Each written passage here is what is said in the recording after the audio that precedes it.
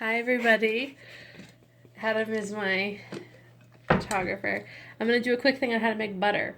So first thing you need is yes, everyone sees you. First thing you need is your jar of cream. This is from the 17th and it's the 25th, so it's about a week old. It's been hanging out. So the first thing you want to do is take its temperature. And this is 66-ish degrees, as you can see, which is what you want. You want it to be above 64, between 64 and 70 degrees, because butter turns best when it's room temp and a little warm. So I have a food processor. You can also use a KitchenAid mixer like this. This is my cream cheese, by the way, which is just finishing now. My cream cheese, and this is my whey. And I'll do a cream cheese thing later, which it looks delicious. So with the butter, you can use a KitchenAid mixer. I prefer to use a food processor. I found that it is much faster and you get more butter for the amount of cream you put in. So this is an old baby bullet that I never used. So now it is my butter maker. So I use that, have a piece of cheesecloth on standby, or you can just use like a clean tea towel, but that works. And then I have a pair of butter paddles, but if you don't have them, you can just use your hand. I got these on Amazon for like $10. It's no big deal. So the first thing you do is just take your cream and dump it in. And you want to make sure there's enough room left for the cream to aerate, because important part of the butter making process is gas leaving and new air coming in. And that's it. And this does get super duper messy, so I cover it.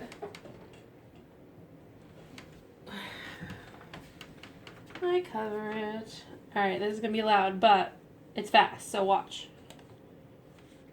I can never work this goddamn thing.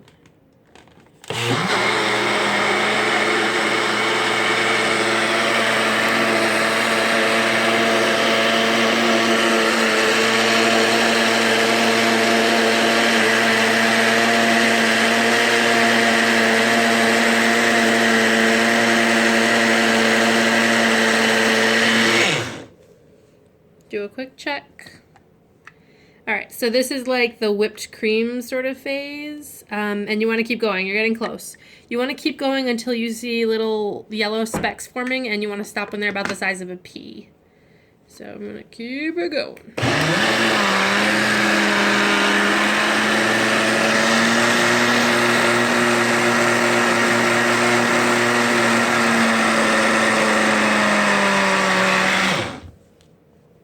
You can hear the change usually. We're getting there. Keep going. Oh, and also important to note, don't add salt yet. If you want salted butter, I'll show you when to add salt, just not yet.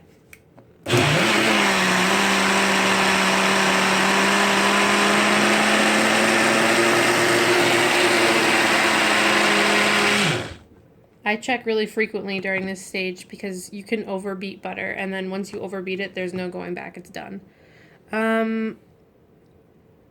Almost there. I'm gonna give it like 2 more seconds. Or it just will not work anymore. Let's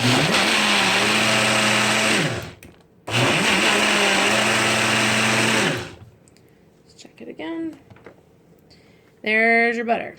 So as you can see, when I kind of put my finger in, it like is sticky, and it kind of like will group to one side. I reached down to see how much. I have about 2 inches of butter curd. I'm going to give it another nanosecond.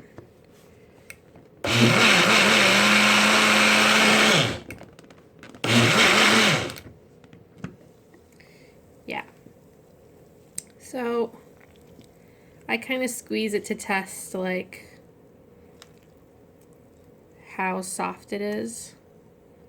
And the amount of butter you get and how much buttermilk you have left is totally dependent on how long it's been sitting out, how ripe it is, what Jade had to eat that day.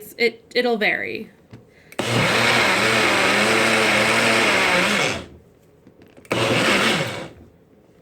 So I think that's probably as good as it's gonna get. I feel like that's pretty solid. I keep teetering back and forth between going for longer, but then I'm terrified of overbeating. So, I mean, I don't know. If there's a day when you guys feel brave and you want to keep overbeating and see, you can find out where that limit is. But these are about the size of like a pea, like the big clumps you can see that are falling off. They're about the size of a pea. So at this point, you separate. Let's see if I have a clean jar, which I do.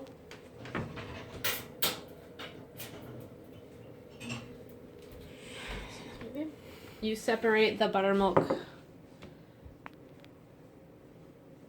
and this is where you start to use that cheesecloth. Separate the buttermilk from the butter. And I always save your buttermilk because you can use it as a cultured starter. That's actually what I use to make my cream cheese, was old buttermilk. And this buttermilk's a lot different than the buttermilk you buy in the store. The buttermilk you buy in the store is actually skim milk that they put a powdered agent in to thicken it up.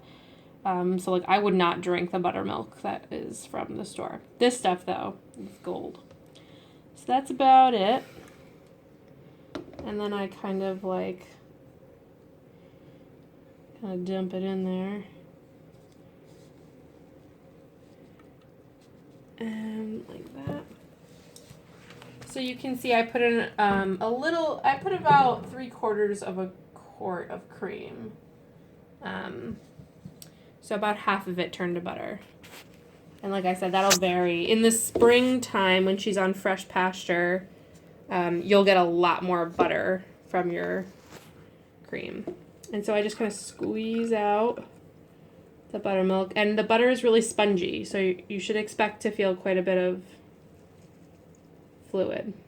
And you're just going to let that bead off. And so you can get as much out, and you don't want to squeeze too hard because then you'll squeeze the butter out. And then you bring it to the sink. And this is my big messy sink. And you just want to run it under cold water. And I use purified water.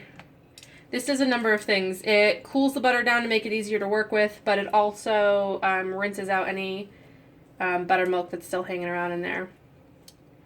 And so you just kind of do that and squeeze. And you just keep doing that. Some people take it out of the cheesecloth and they totally immerse it in a bowl of cold water. I don't. I just kind of do it this way and work it in. And I do that until when I squeeze it, the water looks clearer. And some people take this stage really seriously. I don't. I just kind of do it like this. And that's it. I could probably rinse it one more time. And you rinse. And you squeeze. And now you press the butter. So we go back over here. And you have your butter. And I kind of try to keep it all together. It's going to be really soft and wonderful and gooey. And you want to start squeezing your butter. At this point, because you've exposed it to water, any runoff isn't buttermilk really anymore. It's watery buttermilk. So you put it in paddles. If you don't have paddles, you can do this by hand. The idea is to just press down and squeeze, and you'll see fluid come out. This butter's really soft. And you never want to scrape butter because it will destroy the texture. Proper butter, when you're using paddles, is always folded and pressed. So you can see the fluid kind of oozing out. So you just fold and press. I shouldn't have scraped it like that, but that's the idea. Fold and press. And you just keep doing that until you've got all your butter done. These are kind of tiny paddles, so I could probably not do more than I don't know. I probably couldn't do more than 5 ounces with these. And this butter is probably about 5 ounces, so you can see all that good stuff running off, getting my counter all filthy. But that's it. Fold it back over and press. And you just want to keep doing this until you're not getting any fluid coming out, because the fluid is what makes the butter go rancid. So the drier your butter is, the longer it will last in the fridge. But having water in there won't hurt you. It's just going to make your butter go bad. And that's it. And don't be afraid to shake the water out. And that's basically it. Fold and press until you don't have any. And then you can store this. You can kind of mold it into whatever shape you want.